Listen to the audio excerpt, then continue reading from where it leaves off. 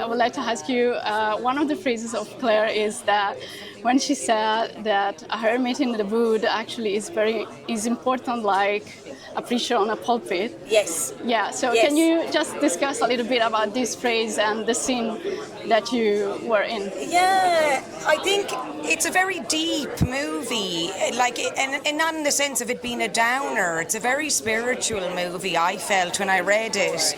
And it's very moving, even in little parts that are like really sweet. Like it moves you a lot. And my character says things that are very deep. And that one is like, you know, we all have our place in the world. And that's what I like about the movie. It's kind of about a man who doesn't really achieve much. And he's not a greedy man. He's just like this humble person.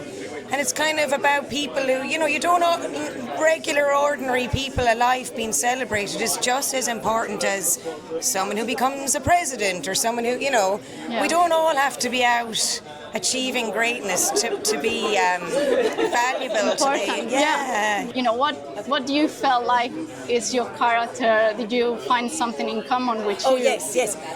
Yeah, my character is a very independent, kind of a loner. And I know it doesn't seem like it because I'm like at a movie premiere, but I'm actually quite I like being alone a lot. So there was a lot of similarities between me and Claire.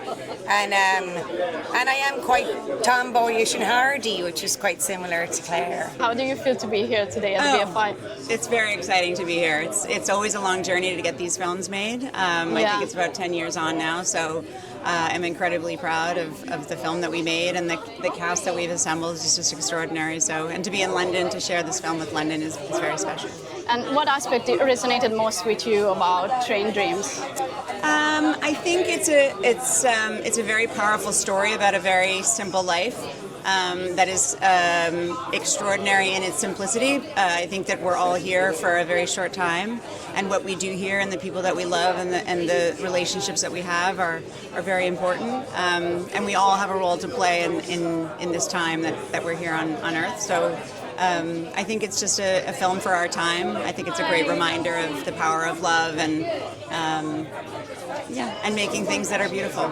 Yeah, also, you know, nature plays like a character itself. Yes. In the movie. So what do you think about that? I mean, can we also bring people more closer to that and the importance that it had, you know, to get to where we are now? Yes, exactly. I think it's a great reminder. I think that we forget that, you know, this planet existed long before we were here, and it will exist long after we've gone.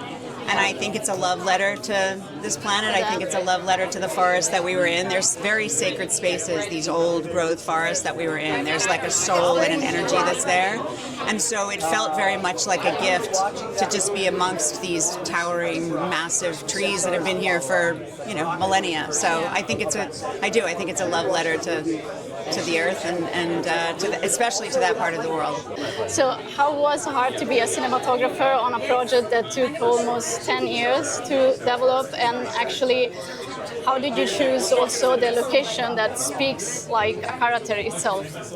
Well, it's always hard. I think adapting a book, it's really hard because you are trying to be really respectful of the book itself, but also trying to understand that it's a different media from a book. So how will you translate that in the best way with respect, but also trying something new and that it's going to work in a different setup.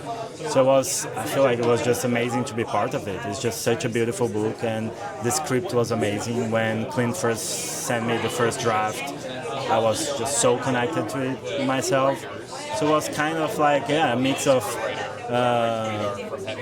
looking at the real world and the locations we had and trying to see what all the departments were doing and the cast and just react to those things, and knowing that we were in good hands everywhere, just trying not to mess it up myself. So if you look back, what's the part that resonated the most? I feel like I always say that when I first read it, it felt like the movie was talking about this person that basically goes to work, stays several months outside of his house, working with a bunch of different people that he never met before, that he might never see again, and then he goes back home, and it's really hard to reconnect with his house, his family, and it's basically the way I feel like we go to shoot a movie, I stayed several months in a different place that I've never been before, with different people that I never met before, that I might never meet again. And then it's really hard to reconnect with my house when I go back home and with my family. So I just felt like that whole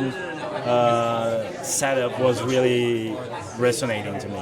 Actually, I think you master music a lot in this movie because there are not so many how do you say, like long dialogues, but it's all on the internal side. Also, we have, you know, the voice that narrates over. So I would like to ask you, what kind of inspiration did you get to bring the music to Train Dreams? Yeah, I mean, it's a wonderful book and script and incredible cast. And Clint Bentley, the director, is someone I've done. This is the 4th film, so we have a lot of trust in each other, and it felt really, you know, creative to try things. The music does play a big role. It's almost like a character in itself, and it, including the song. I wrote a song with Nick Cave for the end. That's like a really important part of it as well.